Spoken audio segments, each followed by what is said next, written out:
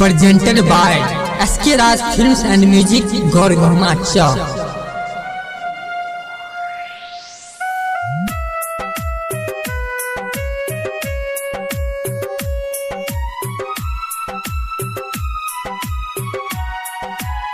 अखन अहाँ सब सुनि रहल छी भारती कुमारी के सुमधुर आवाज में। हे माँ शारदे तू बीना बजा के बैठी हो तू कहाँ,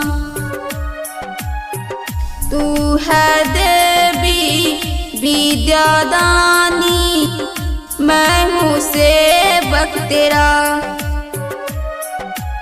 तू बीना वाली हंसा वाहिनी माँ,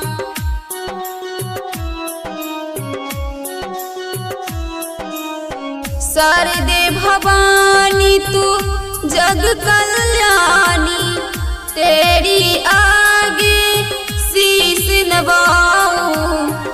तू हंसा वाहिनी कमल आसनी, तेरी महिमा सबसे निराली। तू बीना वाली हंसा वाहिनी माँ।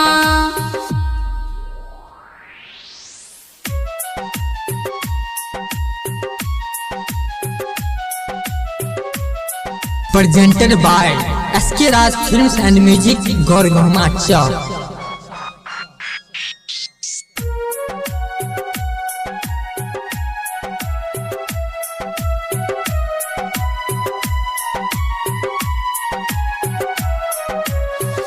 दर्शन दे दे हे माँ शारदे, मेरी जीवन सब सुख पाऊं मैं।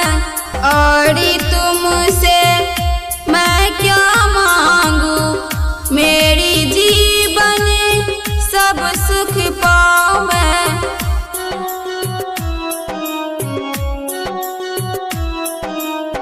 तेरी दया से मैं खुश हूँ माँ, तुम पर लगी है